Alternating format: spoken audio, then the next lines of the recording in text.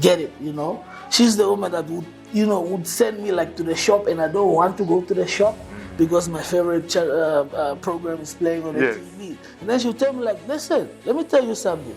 When you were born, you found this TV here. When you die, you're going to leave this TV here. Yeah. Meaning you are wasting time on the TV when you're supposed to be doing something. Go buy the bread. If you don't buy the bread, you're my friends. And everybody's your friend. Who's leaking the story? Yeah, who's leaking the story? Some people are just there for the entertainment, for the excitement next to you, but they don't care how the effects it has on you if you fall or if you do anything. They'll think it's still entertainment. And then they go tell other people about you. Like, this is what happened inside you. But then it affects you and they don't even know. And then when the shit hits the fan, you know, that type of thing. As much as it hurts, it's the truth. And then when you fix it and you show up, people see you differently. And you see it's your people. Yeah. So that support is the one that also has kept my feet on the ground.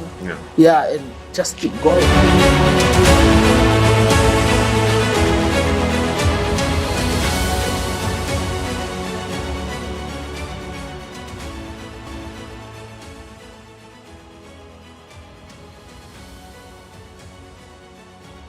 Hello everybody, and welcome back to Uninterrupted with me, David Mbeha. I am sitting down with the one and only, I'm going to call him rapper, he's a singer, he's a lyricist, he's a father, he's a producer, he is an award-winning artist, right?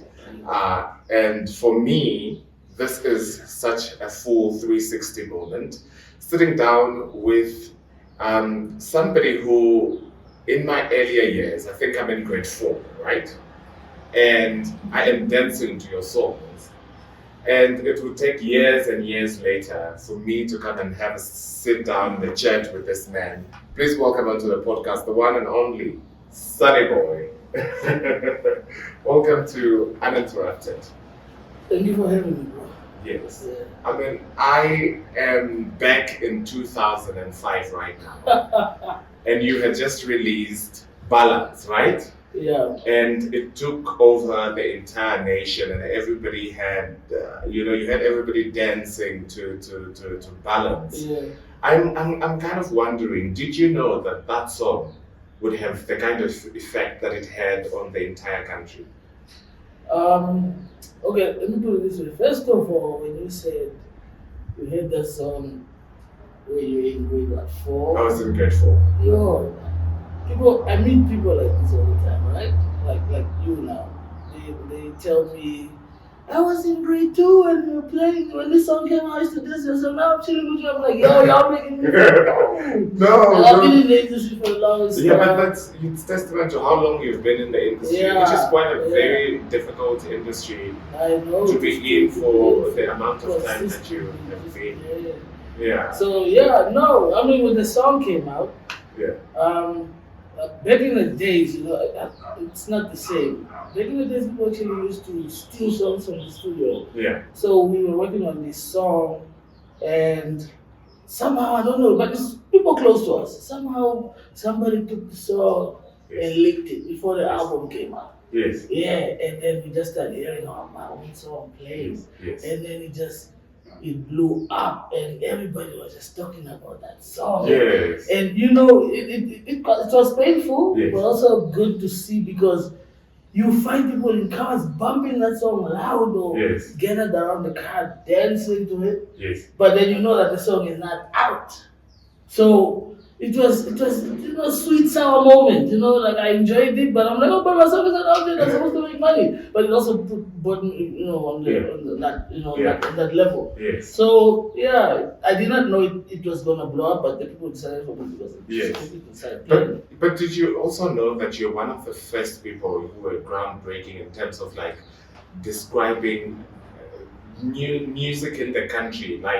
We were looking so much to the outside to feed our entertainment, and I feel like during that time a lot of us were turning to our own country for entertainment, and also developing what I would call our pop culture, to say we were now fixated in terms of what is Sunny Boy doing? Where is Sunny Boy hanging out?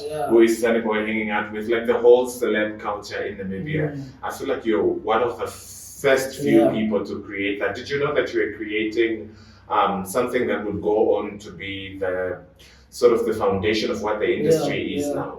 Yeah, those were beautiful times. I think those were great moments when people, because I guess maybe it was new, people didn't really know, they took pride in what we did. They loved it. They were behind it. Yes, we listened to other people from the other countries around the world, but the minute that we realized that we could also make music and do our own thing, people were so happy. You know, we were not that much influenced by the rest of the world. We were doing our own thing, and every time you said something like "I'm about to do something," they were all excited. If you say, "Well, let's gather here," they would all show up. They would all show up. You know, so yeah, I'm glad or I'm proud and happy to be part of that. You know, that moment when we're doing groundbreaking things that we're shaping the future of the industry. Yes, you know, exactly. yeah. So it was a beautiful moment. It was a beautiful moment, but I'm kind of wondering, when you got into the industry, you had come to Zambia to study, right? And music found you here. Okay, so what did you come to study? First, take us through the main reason why you came to Zambia. Okay, so okay, let's just say, yes, I did find music here, but my whole life has already been about music. You know, back in the north, when I was in primary school, we do a lot of drama classes. I was always, attracted to entertaining people. Yeah, so we'd always participate. I used to do drama classes. We used to do. We had a group in school. Every time there's an event or something, we'd always volunteer to entertain the people. And then I went to high school, which was still in the north, in Rakana. So we had our own group. That's the time we got introduced to Kwaito. You know, there was groups like TKZ, so that inspired us to also want to do this type of thing. Yeah, on top of that, like I grew up around, a household like with my mother. She sings in the choir. She still sings in the choir. So me and her would, because I love my mom so much, I'd follow her around the house. So everything that she's doing, like she's humming or singing, I'm singing with her. Yes. So I think that's where also the passion of singing came from. Yes. But it only changed like when I came through Windhoek, because now it's a wider now. Yes. It's different. Like I'm from a small town. I come to Windhoek and everything is different. Yes. Windhoek, it's much bigger. Yeah, it's bigger. In the north, we actually just knew Kwaito.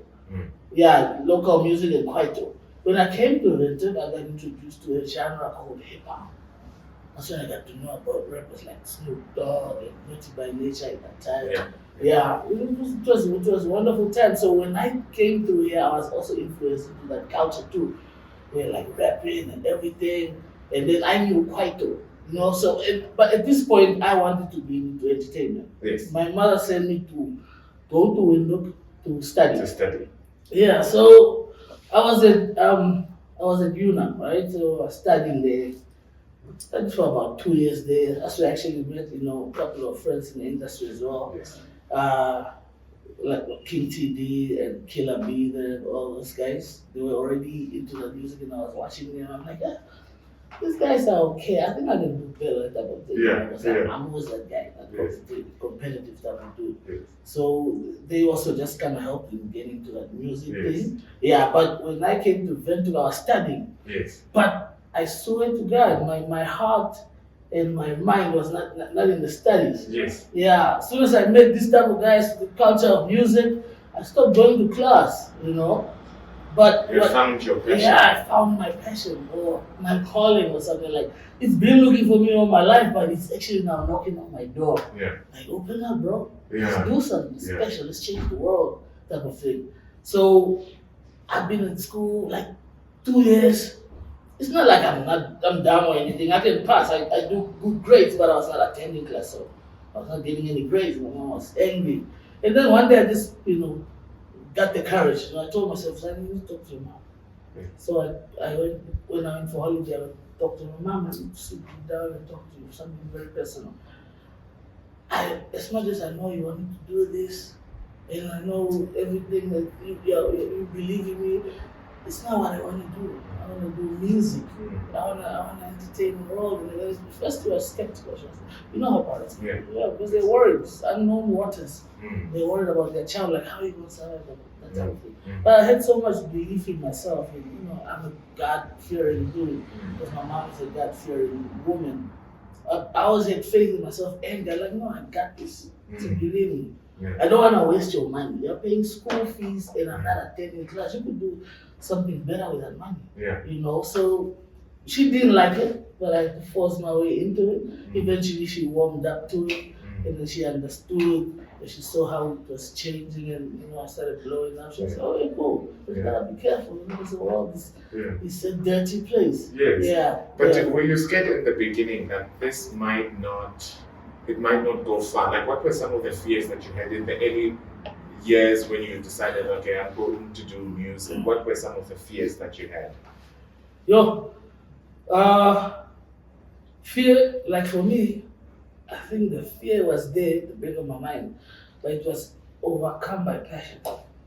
The fact that I wanted to do it so much, I wasn't really afraid, Yeah, I wasn't afraid at all, and I just wanted to make music, and I knew I could do it, right? Yeah, sometimes fear is only brought onto you when people put ideas in your head. Yes, yeah, and make you doubt. And they give you doubt, you start doubting yourself or overthinking things. Yes. When you could have just follow your heart and keep doing what you're doing, It's like driving a car on the road at night. It's very dark. The road, you can only see the light until there. Yes. But you keep driving. As you go, the light keeps also going with you. Yeah, until you realize, okay, fine, I need to turn here. Oh, I've reached Okayanta, that type of thing. So I told myself, like, yo, bro, you gotta do this. Just keep doing what you're doing. You love it. And I kept pushing, and pushing, and things just started happening. Yeah. So the fears were really there, but I just shunned them over, and I pray, and I'm like, yo, God, you got me, I got you, we got this. Yes. Yeah. And I read somewhere where you said you had hunger mixed with confidence. Yeah. I grew up being very overconfident. Yes. Yeah, I grew up being overconfident. I was never afraid of anything. I think maybe it's the people around me that I grew up with and stuff. So yeah, I was never afraid to do anything. I was, I still am, very opinionated. I'm very passionate. I'm very expressive. Yeah. Now you mix that with the want to do something, the need, to change the game and change the world and just get to be known, nothing can stop you. Nothing can stop you. Yeah. I'm kind of wondering, at a young age, it seems like that spirit was already in you. What kind of household did you grow up in that instilled that confidence for you to go into the world? Yeah. Because you have a lot of people that go into the world and are full of self-doubt. Yeah. How did that come about, that spirit of confidence and stepping into any industry, knowing that you are fully deserving and you can achieve whatever you put your mind to? Like I said, the people you grow up around. I grew up, I was more raised by my mom, right? My dad, like most of us in the north, our fathers had to travel, like, to different towns to look for jobs, like especially, Ranyamun. A lot of people from the north will tell you, like, my dad worked in Ranyamun. That's the mine. Yes. It was popular at the time. So most of our fathers, to be specific, were there. So my father was not always there, but he came a lot. Also, he came through a lot on holidays. But I grew up with a woman, my mother, who I'm proudly, I love so much because I learned a lot from her. She's a woman who was very fearless. She didn't fear anything. She was proud. She's still here. She's proud. She's wise. She's passionate, and I picked up on that because I was always around there. Yes, you find father figures in other things like big brothers and people around the neighborhood. Yes. And those guys also taught me a lot, I learned a lot from them. But the character that defines me, who I am and why I am the way I am, is mostly from my mother. She was too proud to go and ask for anything. She'd be like, If you want something, you gotta work for it and get it, you know. She's the woman that would send me like to the shop, and I don't want to go to the shop because my favorite program is playing on the TV. And then she'll tell me like, listen, let me tell you something. When you were born, you found this TV here. When you die, you're going to leave this TV here. Yeah. Meaning you are wasting time on the TV when you're supposed to be doing something. Go buy the bread. If you don't buy the bread, you don't go with bread to school. You see, so you learn this type of things like certain pleasures in life. You found them there, you're going to leave them there. If you put your love and your faith or anything else, that attention into that, then you get derailed from the actual goal. Yeah, so the way that I am, the way that you see Sunny Boy, it's mostly for my mom. That's very beautiful. Strong black woman. That's beautiful, and I can relate to that because I was also raised by a single mother. Yeah. So in that instant, she had to play both roles. She had to be soft, and then she had to to also be know harsh. when to be harsh and Whip tough. your ass. Yes. And she did that. Yes. Yeah. So now you get into the industry, and of course you're blowing up, and you're becoming a Sunny Boy, Sunny Boy. the artist. What is it like when you are in the industry now, and you're one of the top performers in the country? Yeah. Like how do I feel about it? Yes. It's a wonderful moment. It's a wonderful feeling knowing that you have helped shape the industry. You know, introduce people to new ways of doing things. Like when we started in the industry, we only had few artists. Like we had Rasha Hama, the late Jackson Kayewa, and the late William Brenda. You see, they had doing their own thing. We had to come up with something urban, something new, which was not easy. But the fact that people didn't really understand it, but it was exciting, they all rallied behind us, you know. So knowing that we changed this and we influenced a lot of people to do this thing, it's an overwhelming feeling, you know. I'm glad that I did. I don't regret ever doing this. I'm glad that I'm still doing this. Yes. And I want to keep doing this. Yes. I want to help upcoming, you know, people that maybe they want to do something, but they're afraid. So basically, us as the elder guys that are in the game can guide them, direct them, help them, you know, and work with them to make it something, to change the game, to make our industry grow and be bigger and be known around the world too, you know? I mean, you've been obviously in it for the longest of time. What would you say has kept you in the industry? If you have to advise somebody in terms of the sustainability that you've had in the industry, what has kept you for such a long time? I would say confidence, consistency is brought by always working hard, never stopping. You keep pushing, even when things feel a little, you know, out of place or not right or dry. You know, you persevere through the hardship. Constantly showing up and showing off what you got.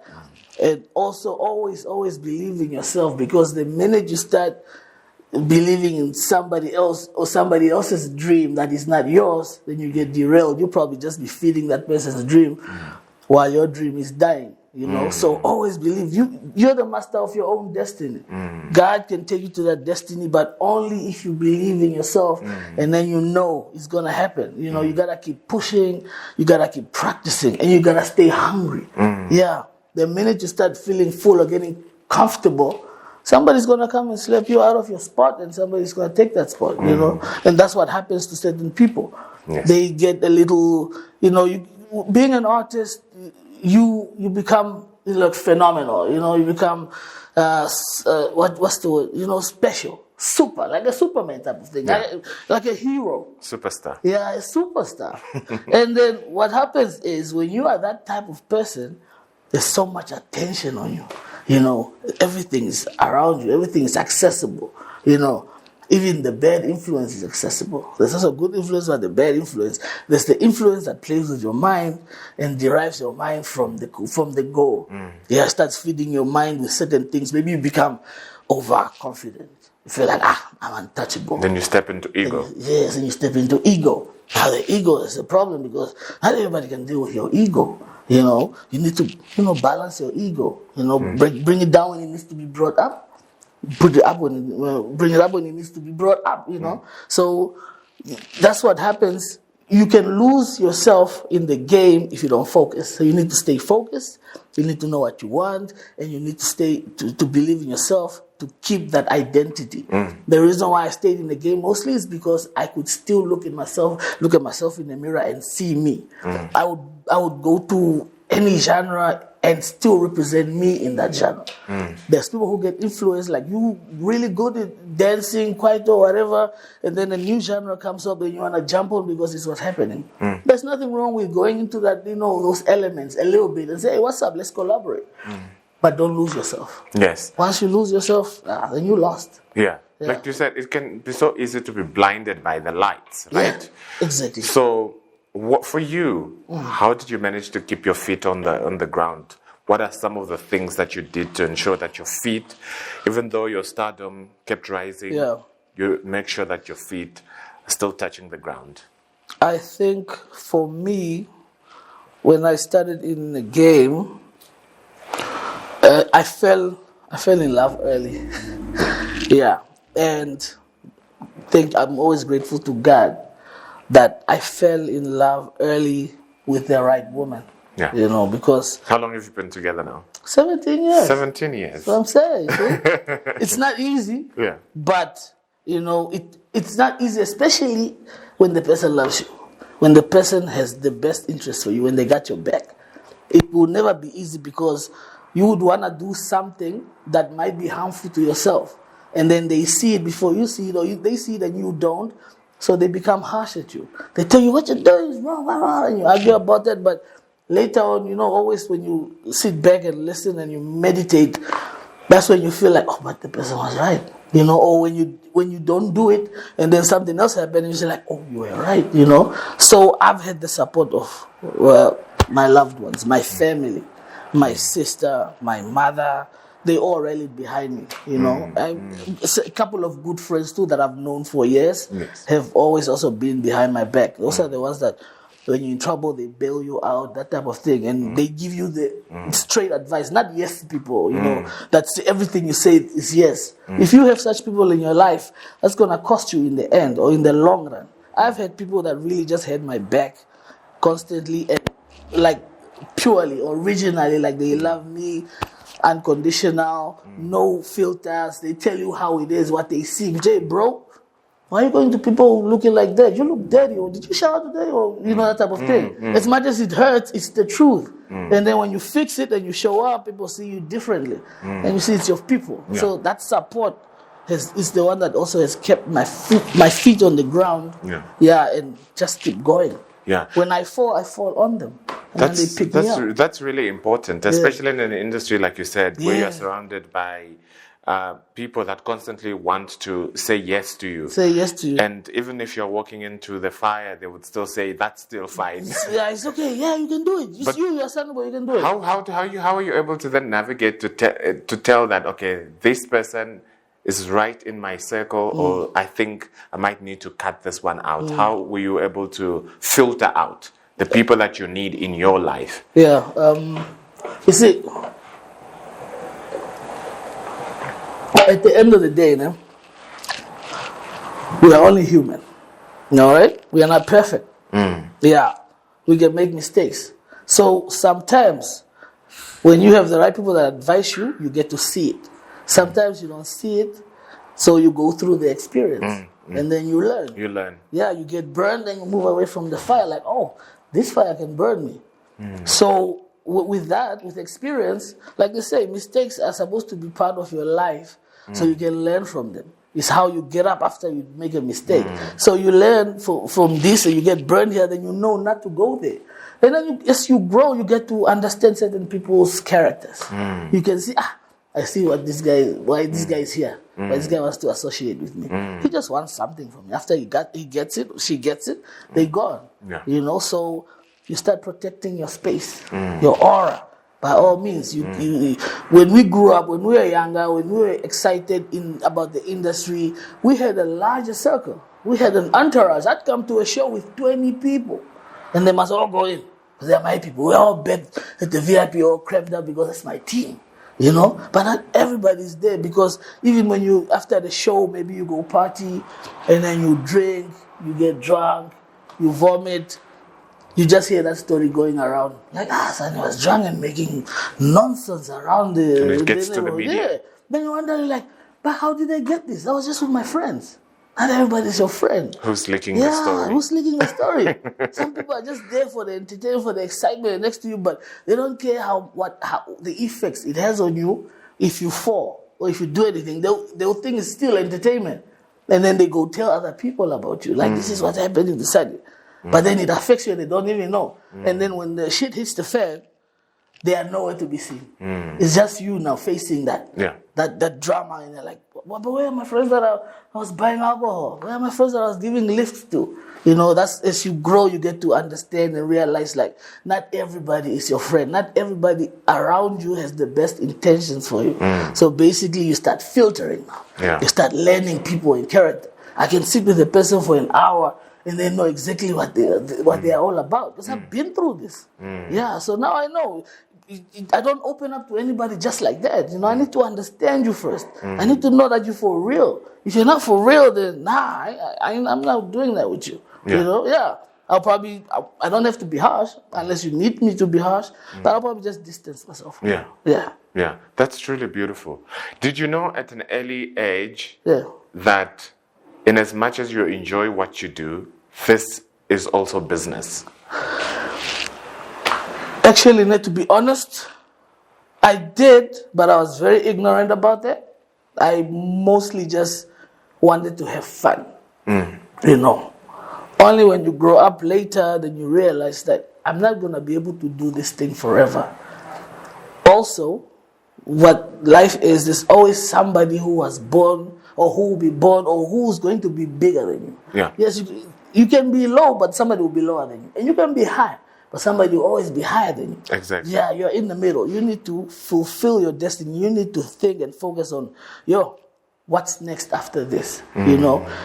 I, unfortunately, to be honest with you, I caught on late. I was more about, I'm a superstar, I'm doing this, you know? And then, certain things started happening in my life that told me, like, so basically I can lose it all and go back where I started, but I'm not young anymore, I'm older now, and I ain't got shit. You know, that type of thing. And that's when you start, I need to start doing something, you know? And also, like I said, with family and a beautiful support like my wife, she'll tell you, like, you need to start saving your money, or you need to start opening up something else to sustain you when this is not working. But after that, what are you going to do? You know, that type of thing. You got kids, they are growing up, they're going to need to go to college. Invest in different things. Yeah, invest in different things. So I started late. But I'm glad, because I learned, I know a lot now, and I'm now doing what needs to be done. It's never too late. It's never too late.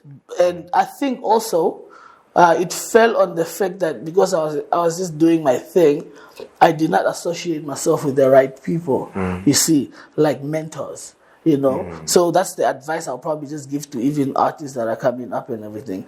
Find somebody that inspires you, that has a success story, and follow them around like a fly on the wall, and learn.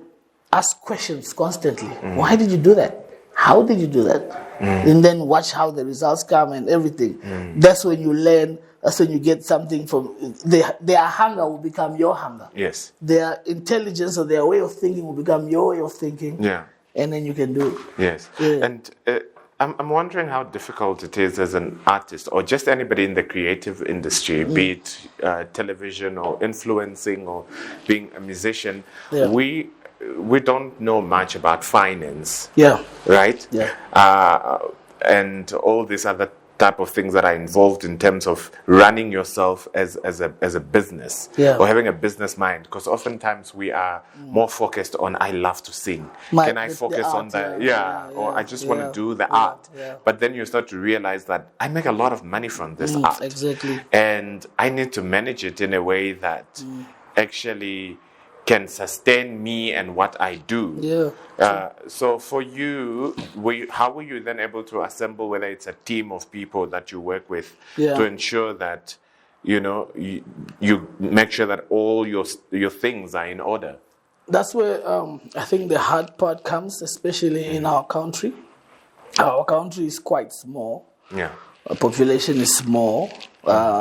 I mean, we don't even have McDonald's because we have a small population. It's like, Namibia is not big enough for us. Yeah. So basically, the money we make, as much as it's good money, it's not good. And a lot of people are hungry.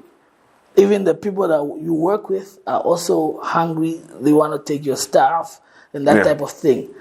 And also, you cannot really assemble a team that can do this type of things for you because they require, fees, payment, right?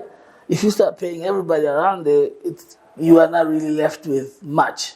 So basically, you begin to learn to do things by yourself. By yourself. Yeah, you become your own admin.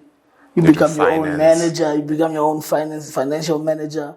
Then you maybe just get a manager to help you run the admin. Yeah, but most of the time when it comes to other things, you cannot afford a financial advisor because you need to pay a lawyer. Certain things that are important, like a lawyer, yes, you need to because anything can happen. So you need to learn to become your own admin team. And then you add a few people that are passionate about you or that really want to do this, that are honest, but not a lot because you can't afford a lot of these people. Yes. So you need to do things yourself unless you have like I said, I'll say it again, like when you have support like the wife, because she has the best interest at your heart. Your money is her money. So she doesn't want you to spend that money, So people like that are there for you, not just financially, but just for your well-being. Exactly. Yeah, so it has to be like that. In our country, you need to be your own team, my friend. Until you become that successful, or you now have other businesses that are bringing money from all angles, and then you're gonna be able to afford this type of people. Yeah, but from the humble beginnings until midday, you are your own team. You're your own team. You are your own management. That's good because you really get to know every aspect of what you do. And that's what I was about to say. The beauty of it all, you get to understand where every cent goes. Yes, where every cent goes. So nobody can come and tell you, like my friend, I've been doing this for 15 years by myself. I know this money. Where's this money? It doesn't add up, that type of thing. Yeah, exactly. You become your own business manager, man. No, that's really beautiful. Yeah. How do you, you mentioned like whether it's meditating. Yeah. How do you ensure that you step away from the business of the industry, the demand of the industry, and take care of yourself? Family. Like I have a rule for myself, like doesn't matter what, like on Sundays, you will never see me. I'm not a fan of Sunday sessions. Those things. Your name is Sunday, by the way. Yeah, my name is Sunday. Imagine Sunday chilling on a Sunday session. I don't like that because you need to just switch off everything. And the world constantly keeps revolving. So time waits for nobody. So you cannot step away from things and then come back and find things the way they are. You must just find that little moment that rejuvenates your soul and your spirit and your energy. Yes. And for me, usually it's on a Sunday. Switch off my phone or I put it on silent because maybe important things will call me, but I don't look at it. I put it away like under my pillow. Come check on it later. Then we either go out for lunch, like after church when we go to church. Or we just go out for lunch even if you didn't go to church, or we just at home binge watching, eating snacks, playing around with the kids, and cuddling with the wife, watching movies, just brain outside, that type of thing. Or we go visit our family because that's just that energy rejuvenates you. It brings happiness. Yes. You're like your work is away. You're not even thinking of work until tomorrow. Yes. Yeah. So for me, that kind of helps me. Because we don't really get days off. In life, you don't actually get a day off in life. Especially when you work for yourself. Especially when you work for yourself. You gotta keep doing it. Anything can happen. That's why I cannot switch off my phone, but I'll put it on silence and maybe come look at it later. Just, let's go. David was calling me. No, okay, I know I got David. I'll call him tomorrow. Yeah, one thing I know is that you always call back. Yes, I know, right? And sometimes it takes a while, but I do because it's been hectic lately, especially now that I'm trying to, drop my album. Most probably my last album. Yeah. Yeah. So I'm trying to make sure that it's one of the greatest that I've ever made. Yeah, show you that, Sunny Boy, see the consistency, it has never changed. Yes. Yeah, and just give him a proper farewell. Yes. That doesn't mean I'm out of the game. I want to help people. Yeah, and step into different roles. Yeah, different roles. I want to be excited. My own company, I want to be that executive producer now. Bring up young talent that need to be nurtured, that are lost because nobody wants to help them, but they are so talented. Yeah. So that's what I want to do for the people. Okay, no, Yeah. that's beautiful. Now I am, kind of wondering, because you obviously have said that the element of whatever that you do, whether it's your writing, Yeah. it's through storytelling, being able to tell. Yeah, my experience. Yes, yes. So why has it always been so important to be able to tell, whether it's stories in your music? I think it's the musical influences that help shape me to become a musician. It's mind you, I love reading a lot. It's the books that I've read, the societies I've associated myself when I got to Windhoek. Like when I got to Windhoek for the first time, I was associated with a society called the Aymara Society at UNAM. These guys were different. Okay, we used to smoke a lot of weed. We smoked weed and read books. That's what we did. And then after we do read books, we discuss the books. Like what what the philosophy of Khalil Gibran. Do you know that in 18 what he did this and this is what it meant? Like, and since you're also high, your mind is open. You're like, I see it. Yeah, and then you also go in depth that conversation. And you like, why? Why is this like this? Why is this? So for me, it is not just always scratching the surface. I like to go in depth. Yes. Yeah, I can find you happy. Then I cannot just sing about, oh, he's happy. I want to be like, what caused his happiness? What brought on his happiness? So the difference with me and most artists is they scratch the surface, I dissect the thing and go inside and find you your source of happiness. Yeah. I can also learn from that, you see? Yeah. Yeah, not just like, yeah, we're happy, we have a drink, but Yes. why are we happy? Why are we happy? Because we worked hard and made money, now we celebrate. I made a meeting there and here, and then I signed a document, and now we're here, you see? Not just pop bottles. Pop bottles how? How did you pop a bottle? Because I invested my money somewhere and then I made money. Now I'm popping bottles. I like to go in depth. Yeah, and that's the difference. That's what made me stand out. Because if you just making music on scratching the surface, anybody can do that. Anybody can become good at that. But not everybody can become. They can be deep. You see, people can be nurses, but then the surgeons. Doctors, and the nurses report to the doctors. The surgeons who dissect and tell you, go get me that spatula, go get me the what so I can open this person up. So I feel like I'm the surgeon in this. I like to make in-depth things. Yeah. People do this, and then that's how I stand out in the music. I always want it to be interesting. For you, when you listen to my song, I must paint that picture, and then you must get it. You not just be like, okay, it's nice, but I don't get what you're saying. And that when it's like that. When you make music like that, people enjoy it for like a little bit. And then after that, they move on because there's nothing interesting to come back to. It's like an interesting movie. Yes. You watch an interesting movie once, but you want to go back and watch it again. Yes. And then when you watch it again, you pick up on things that you even miss. Like, oh, now I get why he did this. You know, that type of thing. Yeah. That's why I like. But why he acted like that he in the acted movie? like that. But if you watch it once, sometimes you might miss it. Yeah, you might have been distracted, but then you watch it again. Oh, okay. Yeah. Yeah. So I like to do that. I like to make sure people like to think, yes, you're dancing, but you're also thinking. You know, yeah. You said that the death of your father made you look at life differently. How did what kind of effect did it have on you, and in terms of how you view life? First of all, my dad always used to ask me, like, when are you getting married? You know? You've been with this woman for quite some time now. When are you getting married? I want to slaughter goats for you and cows for you and everything, you know? And it was in the pipeline, right? And then he passed on. He succumbed to COVID, you know. We'll get to that point also. But for me, like, the fact that I had to get married and he wasn't there to see it all really affected me. Like, life is short, you know.